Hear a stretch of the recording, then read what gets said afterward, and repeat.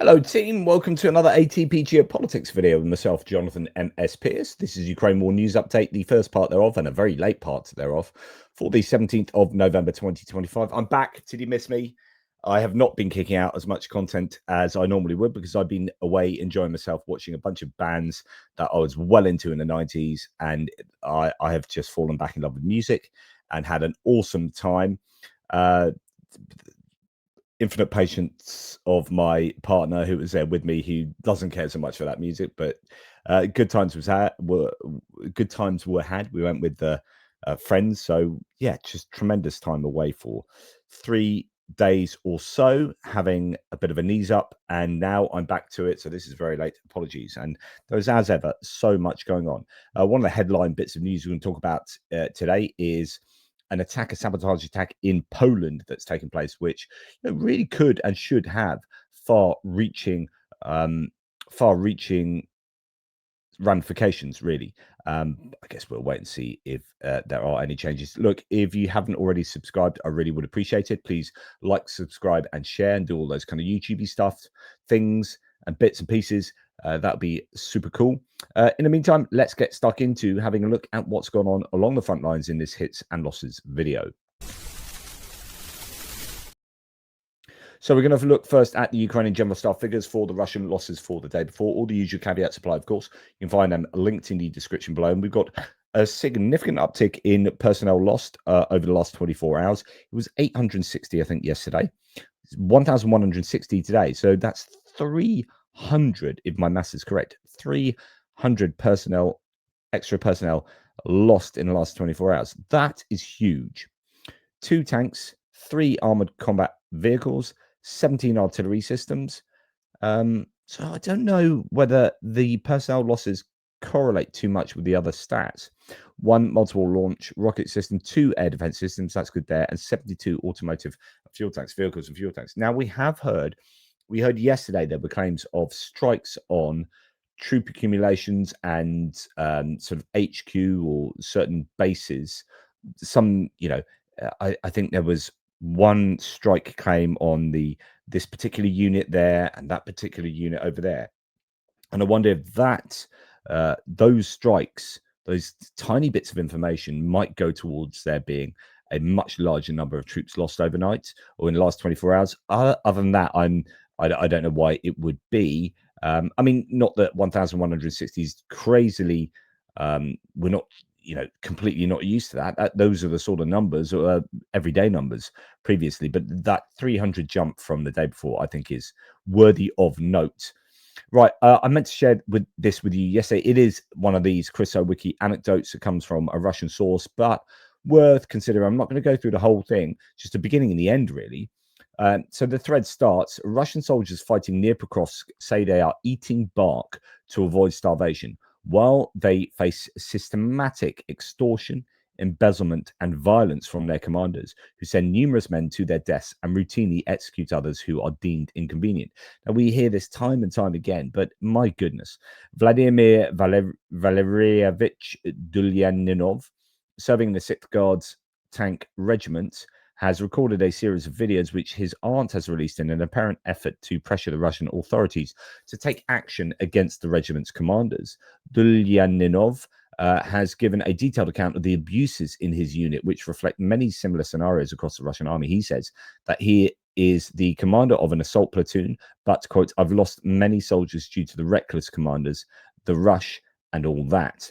In a video recorded on the 12th of September, he says that his men are sent, quote, "on meat grinding missions, calculating that no one will survive and arranging everything necessary for this." Before launching an assault, his commanders ordered him to execute 5 of his own men. He does not explain the reasons for this, but he refused to go through with it. Quote, "They asked me to zero out my own people before the assault, people like me who came after the assault. They had no provisions, no ammunition, and they were being driven forward. At that moment, I was like a repeater. Communication through me was fine. I received both the commanders. They told me to zero 5 men. Do you understand? What should I do? My conscience wouldn't allow it. I listened to it. The guys, I understand them." He says that he, quote, "personally received such an order from a lieutenant with a call sign Twilight, but I refused to carry it out. Instead of murdering his own men, he persuaded them to join him on the assault so that they would have a chance of living. they all died. Anyway, they send groups to the far end, that is the front line. They say there is still food there, that everything should be there. The squads arrive, but there is nothing. They don't send planes, that's supply drones there. They say they can't fly there, although the allies, the neighboring units, can. After that, they do everything to ensure that these groups don't survive. They sent us to storm. I survived. I was the only one. Dulyanov says his unit had to attack without fire support. Although he survived, he was badly injured. So on and so forth. And he goes on to kind of detail this. And then towards the end, he starts talking about just the huge extortion that goes on in terms of money. So basically, they are... I don't know if there's a good place I can sort of dip in here, but essentially, they take all their bank cards and everything before they go out on these attacks, and then they essentially extort money out of these people. Just absolutely incredible. Dulyanov says this is even scarier than Bakhmut. It feels like everyone's been sent away for a reset for death. It's total crap. Feels like they've taken everyone to zero. Young guys, they're dying here, one after another. Bitch, it's effed up, he says. So yeah, just trying to find the bit where maybe I've missed it. And I personally heard the commander shouting, basically, go to the attack, and then an expletive. Everyone was 300 or 200 killed or wounded before the few survivors retreated. Dulyanov says his commanders routinely extort large amounts of money. Here it is from their men. Quote, for some reason, it's a good amount of money, 150 to 200,000 rubles. So that's $1,863 to 2,484. The money is taken on a voluntary compulsory basis, ostensibly for the needs of the unit. He names a specific recipient, Lieutenant Ruslan, this guy, cool name Darganets, to whose account the soldiers transfer funds, known as the company cash desk. Where the money actually goes is unclear to Dulyanov. Before the men go on assault missions, they are forced to leave their bank cards and PIN codes with their commanders, and they find that their personal belongings have been stolen if they return alive. Men who could testify against the commanders are murdered, Dulyanov says. He says that the order to reset the fighters is given by a commander with the call sign Sumrak and carried out by the soldier with the call sign Zayats. He says that he firmly believes that God sees everything and will restore order. He blames his corrupt and incompetent commanders and implores Putin and the Russian Minister of Defense to intervene and set things straight. Quote, all those bastards, the commanders, will get their comeuppance. I wish they'd take our place here. I want, God willing, Vladimir Putin, Belousov, and everyone involved in the leadership to simply restore order, destroy everything, dispossess all these, and then expletives. Okay, so, that is an anecdote, but we just hear this so commonly. Right, we have a video here from the Martlet group. Here's a Ukrainian FPV drone of the 31st Motorized Rifle Brigade hitting a Russian Uragan MLRS. Footage shows the detonation of ammunition. I mean, this Uragan multiple launch rocket system then sort of cooks off and fires all its stuff. So that's a sort of typical video. Now, this has been interesting. Ooh, I'm missing another video on here, aren't I? I might need to just pause and go and find it. There's more details on this. The GUR conducted a complex maritime operation using Magura, Katran, and torpedo drones. These are unmanned surface vehicles, but also torpedo drones on the night of September the 21st, according to the Times. So this is going back a couple of months. Katran X1 and X3 drones were used for the strike, which carried 9 FPV drones and 4 aircraft-type drones and underwater kamikaze drones, torpedoes with an 80-kilogram warhead. Fairly useful then. One of the torpedoes hit the platform support, so one assumes, because unfortunately Max 25 has missed some details here, but it seems like they are attacking some kind of gas platform or similar. FPV drones came into action. Kamikaze drones destroyed a radar complex located on a tower. This opened the way for other aerial drones, which eventually destroyed the Nebo-U radar station in Crimea. Interesting. So if we find, I'm sure if I just search Katran, I should find some details here, because this is it. This was released by, weirdly, not by the Ukrainians, but actually by the Russians. They released some footage here that I don't know if it tells us an awful lot. This is a video of operation of the Ukrainian Katran Venom maritime drone. This was released by Russian channels. The Katran drone can launch torpedo drones. So we just full size this, and I'll play it. So I presume that is a torpedo in the water that's been sent off and goes sort of sideways, or at least the boat veers off on a different angle to the torpedo. Yeah, fascinating. Footage of the Katran Venom naval drone first appeared via Russian sources, showing it launching a smaller T drone, possibly a torpedo drone or a decoy. According to the Times, Ukraine hasn't officially released visuals of the Venom yet, aside from a 3D render. So this is another example of the Ukrainians innovating and throwing new tech onto the battlefield, this time at sea. So that's really, I guess, good news to see. Now, sticking on the drone subject, but now talking aerial drones, these are the streets of Kherson, finally covered with nets to protect against Russian drones. I mean, this has been a long time coming. I guess that these nets should have been up maybe 2 years ago. But the thing about nets like these, unless they are completely covering, if there are any gaps anywhere, then the Russians, surely, just like the Ukrainians do, will have a tendency to find them. But anyway, if Russia's not stopped, this could become a reality. I'm talking about, got gaps there. That's what I'm talking about, really. But anyway, good news. That makes it a lot more difficult for the Russians to succeed in, making life even more of a hell for the people deciding to stay on in Kherson. If Russia is not stopped, this could become a reality for many cities, and not only in Ukraine, says Anton Gerashenko.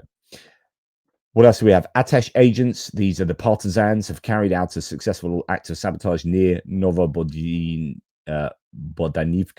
in the Melitopol district in the Zaporizhia, the occupied Zaporizhia area. A relay cabinet on a key section of railway was set on fire overnight. So again, successful, even if it's quite small scale sabotage, it all kind of accumulates and helps. Now, big story here. This is what I highlighted at the beginning of the video. A huge story this morning from Poland, as there's been deliberate sabotage on NATO territory. Train tracks were destroyed by an explosion on a logistics route to Ukraine, confirmed by the Polish Prime Minister. A list of candidates paying for this is short, beginning with M and ending in Osko, says Tim White. We have here, he says later, the sabotage on Poland's railway leading to Ukraine was the second attack on the same line. A passenger train with hundreds of passengers was endangered. Polish ministers are meeting to discuss a response. The deputy foreign minister says the sabotage, quote, is a very significant escalation on the part of Russia. Now, my opinion here is this is genuinely an act of war on another country that isn't Ukraine, in this case, Poland, an ally of Ukraine, an EU member state, a Western nation. If the problem is how plausible deniability, I don't know that it's plausible though, but Russia will say, well, what's your evidence? No, we don't know anything about this. And maybe they pay someone on the dark web who will pay someone else to do this. And it's difficult to track it back to the Russians. But at some point, we can't just let this happen in mainland Europe. We can't. And at some point, Europe, or in this case, Poland, but EU allies, has these nations, our nations, UK included, has to stand. We have to stand up and say, enough is enough. This is an act of war on us as a collective, and we're going to invoke Article 4. But if Hungary and the US kick up a fuss, then we have to get together with a coalition of the willing and say, right, that's it. We're putting planes in Ukraine to protect the skies of Ukraine, because we cannot have this war go any further west. We just can't have it. It's not happening. You have declared war on us. So we are going to retaliate in a way that we are going to help. There needs to be a category change here. There needs to be a categorical change whereby we can say, right, this is a point that is an inflection point. And you guys have got, like the Russians have got North Koreans helping them hugely. The Ukrainians now have Western troops, or probably Western planes in the skies across Ukraine, helping Ukraine, because ain't happening anymore, mate. So here we have Donald Tusk, the Prime Minister, visiting the scene. A deliberate act of sabotage was confirmed at the railway in Poland. Tusk says the explosion was most likely intended to blow up a train on the Warsaw-Debil line. Unfortunately, there is no doubt we are dealing with an act of sabotage. Unfortunately, he says, a tragedy did not occur, but the matter is very serious. Unfortunately, as we now know, a similar incident could have also occurred southeast of this location on the same railway line, where we also witnessed an attempt to destabilize and destroy railway infrastructure, which could also have led to a train crash. The case is very active and an investigation is ongoing, but unfortunately, there is no doubt that we are dealing with a deliberate act of sabotage. Just honestly huge news. If I'd been at home this morning, I would have done a breaking news update on this, because potentially this is a trigger for much more considerable intervention on behalf of Ukraine by nations like Poland. But if Poland acts really cautiously here and doesn't really do anything, then that essentially gives Russia the permission to do that. Like, at what point if Russia keeps doing that and they go no, and don't react significantly, it's just lobster boiling in the pot. You've got to say no. This is too far, and we are going to do X. Now, meanwhile, in central Moscow, something is burning heavily near the Christ the Saviour Cathedral. The epicenter of the fire, according to Russian public groups, is located several dozen meters from the building. A bit more information is coming out about this. Possibly another insurance job, says Tim White, as the economy continues to decline in Russia. A 5-story building under construction caught, and that's not the first time this has happened throughout the war, caught fire near the Cathedral of Christ the Saviour, just south of Moscow's city centre. So that could be a serious issue for the Russians there. Also interesting to point this out, not really relevant for this section as it normally is, but hashtag Russia is collapsing, says Tim White. Next to suffer is Russia's largest silicon plant, JSC Kremny, an offshoot of Rusal, is shutting down at the end of the year. The company blames global overproduction of silicon, but also acknowledges increased costs. Wow. Okay. We're going to go on to distance strikes now, and not a great deal of information coming from either side, to be perfectly frank. 130 missiles and drones were sent by the Russians into Ukraine, 91 of which were intercepted, 91 drones. So 2 ballistic missiles, so 128, 91 out of 128 gives you although 5 of them were still flying, assume they all got through, I guess, 74% success rate.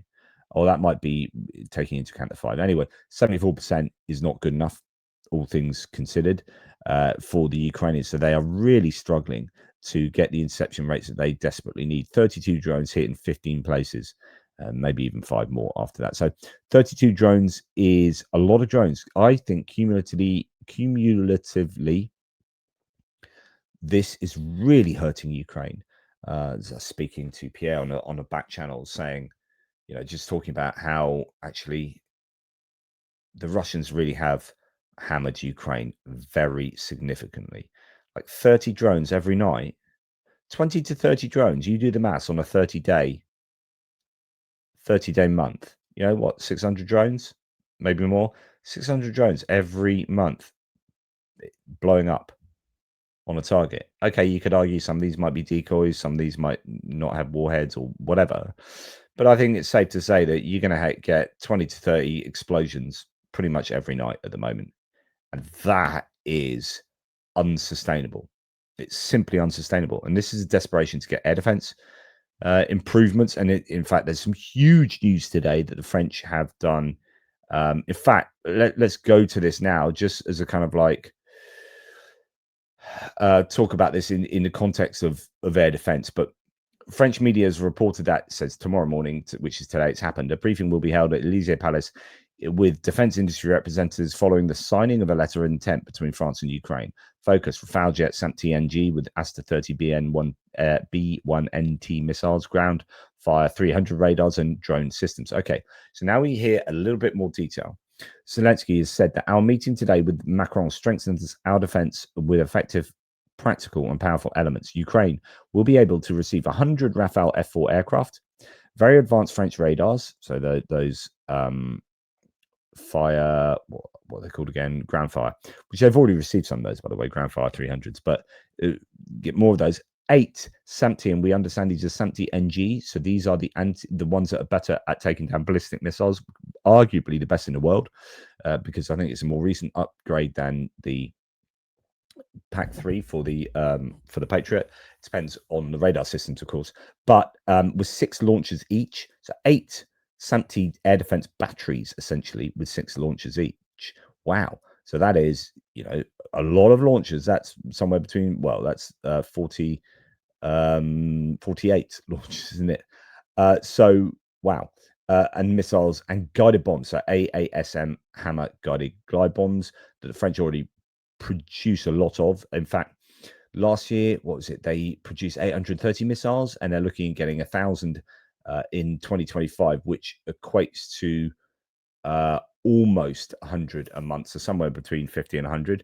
They originally were getting 50 a month, and they've upped that.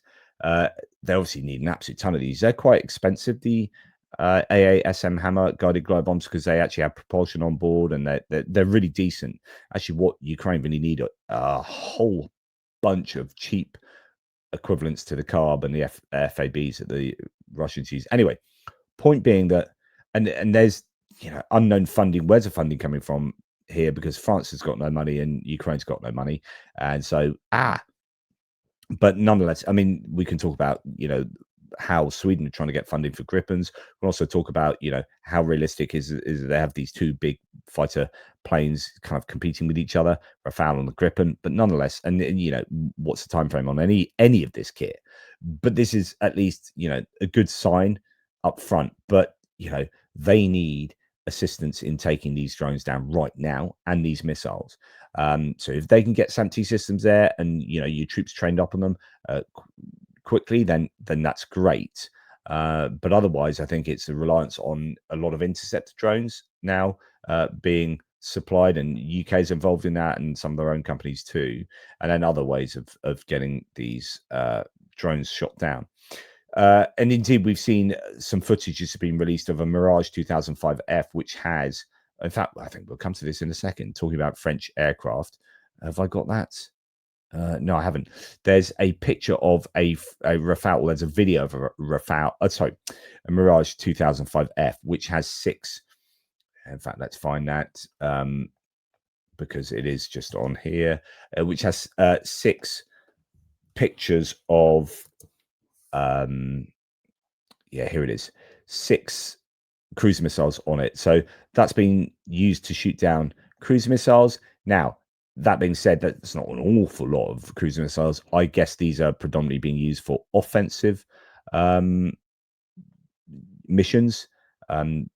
That's what's been talked about. There's a video of one supposedly heading out on a combat mission. 6 cruise missiles, as I say, isn't huge, but every bit of kit is being thrown in towards defending Ukraine in all these different ways, whether it's helicopters, air defense systems, mobile fire units, so on and so forth. But I think interceptor drones is going to be a big area of focus going forward. Tim White then says, I'll start today's news as I ended a few hours ago, that there was a ballistic missile attack in Balakliia, in the middle of the night, or Balakliia. Russia hit a residential area of the town in the Kharkiv region. 3 people were killed, 30 more injured. So really pretty horrific attack there in a residential area of a town. So obviously all of this is always unacceptable.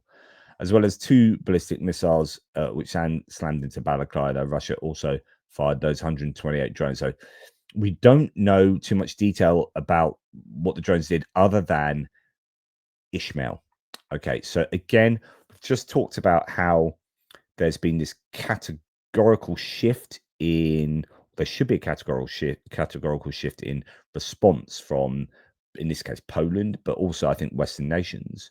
And you could argue that actually last night it wasn't just the sabotage in Poland, but actually here we have a Shahid attack on a Turkish ship. So this is a Turkish ship carrying gas which belongs to a private company on the border between Romania and Ukraine. So Ishmael's on the Danube River, and just where this is being filmed from is Romania. So Romania is just the other side. An evacuation was announced in a nearby settlement. So Romania have now had to evacuate 150 people from the border village of Plaru as a safety precaution, as this drone struck a ship carrying 4,000 tons of liquefied natural gas at Ukraine's Ismail port, 500 meters from the Romanian territory. It is totally unacceptable, but yet again, we have, I think, a reason for, in this case, Turkey and Romania to react in a very strong way to Russia. Will it happen? Probably not. But this, again, what does Russia have to do for us to finally, say enough is enough? Now, this is a photo. I just thought I would share this. It's an incredibly evocative photograph of a building that's just been sheared. It's been hit by a drone or missile, and part of it's collapsed, revealing just multiple floors, people's lives inside them. And here is a woman standing at the edge of a precipice here, but it should be, I don't know, a lounge or something. And there she is standing with a big teddy bear. I think there's just something very evocative in that image. And it just reminds us there's a very human consequence to this war. Right, what did Ukraine achieve? Well, footage is showing smoke rising from Russia's Oryol thermal power plant following reported Ukrainian drone strikes last night. Locals confirm explosions there. That's some time ago now, but we don't have too much battle damage assessment of activities inside Russia last night. Drone strikes set fire to the Tsinkum plant in Russia's Kursk region. The facility supplies materials for Russia's military sector. This looks fairly, I don't know.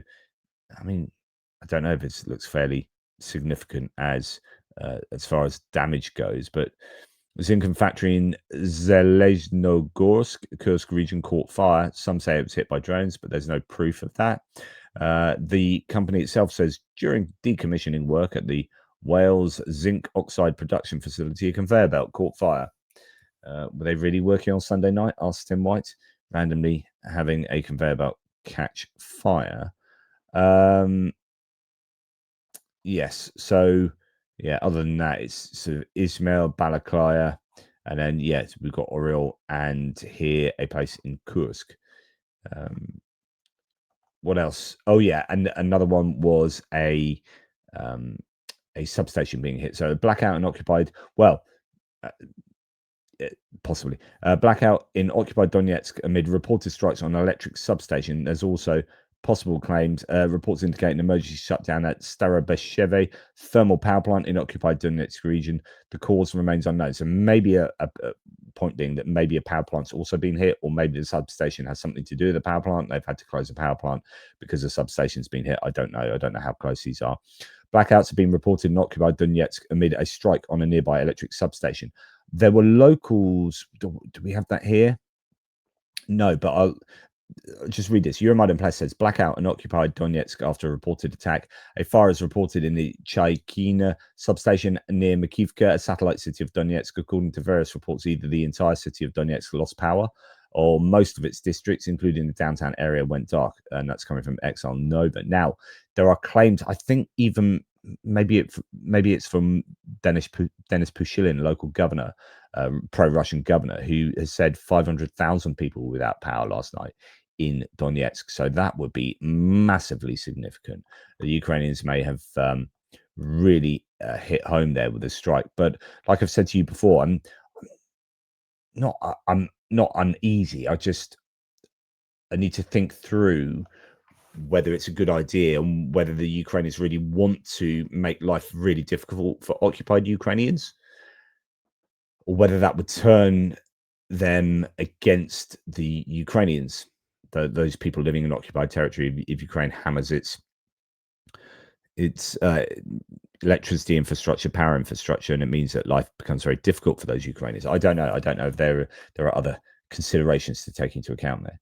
Right, moving on to other bits and pieces. Some great news, says Jakub Yanovsky. Okay, Bloomberg reports that Russia's flagship oil price plunged to the lowest in over 2.5 years this week, with days to go until US sanctions are due to hit the nation's two largest producers, that's Rosneft and Lukoil. The price of the nation's Urals grade plunged as low as $36.61 a barrel from the Black Sea port of Novorossiysk on Thursday. I mean, surely are they not making a loss on that? But it's got to be very close to the lowest price since March 2023. And a similar trend in the Baltic Sea, according to the data from Argus Media.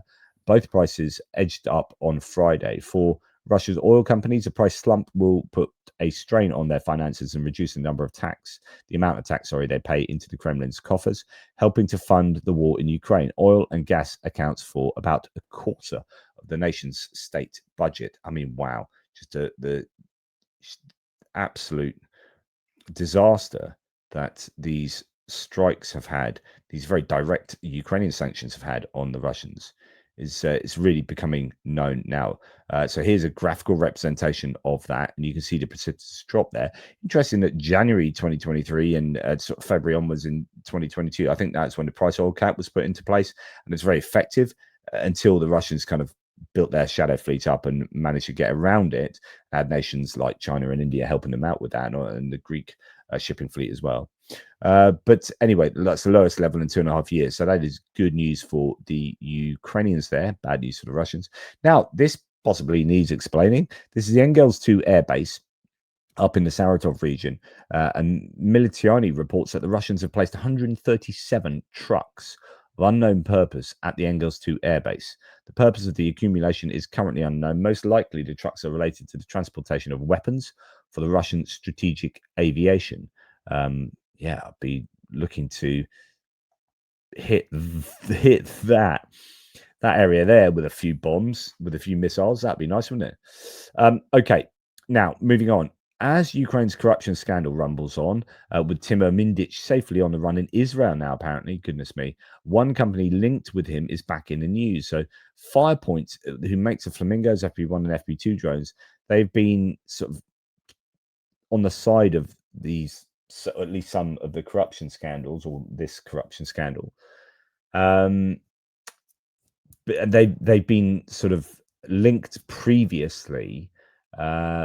And I hope this is not the case, and they are able to just build missiles for Ukraine and just get stuff done. But one company linked with him is back in the news. Firepoint, makers of the Flamingo missile and some of the best drones, has appointed former U.S. Secretary of State Mike Pompeo to its board. So this guy was Trump's guy back in Trump 1.0, but has subsequently kind of been a bit critical of Trump and is very much in support of Ukraine and helping Ukraine more. I think that is possibly quite a canny appointment there by Firepoint for a whole bunch of reasons. Anyway, that has happened. What else do we have? We have Donald Trump here saying, Tim White says, as I reported on the thread last night, Donald Trump confirmed anyone cooperating with Russia, I'm not going to play you this, it's very loud, standing under another jet engine. But he's basically done a bit of a switcheroo, as he has done on the Epstein files. And I'm wondering if there's just a bit of politicking going on here. And I will mention the Epstein files. I know it's not particularly relevant for this video, but actually just to understand what's going on. So he's telling Republicans to vote, I believe, for the discharge petitions to get the Epstein files published now, which he was previously not, very much not, trying to stop that. And you might think he's changed his position, but I think he's reading the tea leaves and he's looking at the polls and he's getting tanked on the Epstein files, like massively in trouble. And so he said, release the Epstein files. But the reality is that it would need to be voted on in the House of Representatives. Then it would need to get through the Senate before it comes to his desk. It's unlikely the Senate would vote that through anyway. So he's either relying on a Senate, or more likely still is he's just got his Attorney General Pam Bondi to reopen the investigation into the Epstein files, which means that if there's an open investigation, they cannot publish the files. So on the one hand, he's saying you should vote for the files to be published. On the other hand, he's saying to Pam Bondi, go and open another investigation into the Epstein files, because it doesn't matter what these guys vote for. Those files ain't coming out because they can't come out if there's an open investigation. We'll just keep an open investigation going ad infinitum. In other words, what he's doing there is reading the tea leaves first and foremost, but then putting things in place that really means that he's not going to get himself in trouble. And with Ukraine, I think he's possibly reading the tea leaves to some degree, but he's still never like going directly against Putin in a way that's brings about a full-on confrontation. So here he said, whilst threatening Iran and its allies, that anyone cooperating with Russia will face big sanctions, and yet he's just given a year exemption to Hungary and Slovakia. So again, it's like the idea with the Epstein files is I think he's talking out both sides of his mouth. And I think that's what's going on here as well. That's why I'm sort of mentioning both those things. I think there's a similar thing going on, which is trying to have his cake and keep it and eat it at the same time. He's, talking out both sides of his mouth in kind of contradiction to each position. So, yeah, I mean, but all that cynicism aside, good news that Trump is A, putting these sanctions on Rosneft and Lukoil, and B, talking up, at least rhetorically, against people helping Russia. But maybe what he really wants is everyone to just buy American LNG and whatnot. Now, Zelensky had a meeting, it says here today. Actually, was it yesterday or maybe even it was yesterday. He met with the Greek leader, and this is super important. So today we have an extremely important agreement on gas supplies to Ukraine. During our meeting with the Prime Minister Mitsotakis, a letter of intent was signed regarding the supply of natural gas to Ukraine for the winter period. Our agreements with Greece today are an important part of the large energy package we are prepared for the winter to ensure gas supplies to Ukraine. Deliveries will begin already in January. In addition, in addition to the agreement on prompt supply, there are also long-term agreements, which is that if this all works out, it could be that Ukraine can at least get some kind of stable gas supply during the winter months where theirs have been absolutely hammered. Their production facilities, DTAC production facilities, etc., have been absolutely hammered. So this is possibly much bigger news than you might think, because if Russia has successfully hammered Ukraine's energy production and distribution that much, which they kind of have, this could precipitate a mass refugee movement from Ukraine. If people do not have heat and power in winter this year, then you might get an effect that Russia was looking for in the previous sort of 2 winters or so, which they wanted there to be a disaster that would precipitate chaos in the country, the defense military industrial complex not functioning, nor industry in general, nor commerce in general, nor people, with their psychological state being affected. You get people leaving the country, and that plays really, really big time into Russia's hands there. Poland has reopened long closed border crossings with Belarus at Kuznica and Bobraniki. Kuznica now allows passenger cars, no buses, while Bobraniki, anyway, is open to cars, buses, and freight. Regional officials have noted that the closures had deeply hurt local businesses. So that is happening, but at the same time, that railway infrastructure has been targeted by the Russians there going into Ukraine. And as mentioned, France is hopefully going to help out Ukraine. What's the time frame? Where's the money coming from? All of that, but nonetheless, this is really good news. And I'm going to leave you on some good news here. Ukraine beats Poland today. Fiery performance of Ukrainian fans at Poland. I thought they played Iceland. Anyway, they've been playing football. There have been these World Cup qualifiers. Ukraine here. It was in Poland because they were playing Iceland, but they can't play at home in Ukraine, so they're playing Poland. Sorry. But anyway, the Ukrainian fans here with some nice banners. FCK PTN, so you can guess what that means. Stop Luka as well, Lukashenko.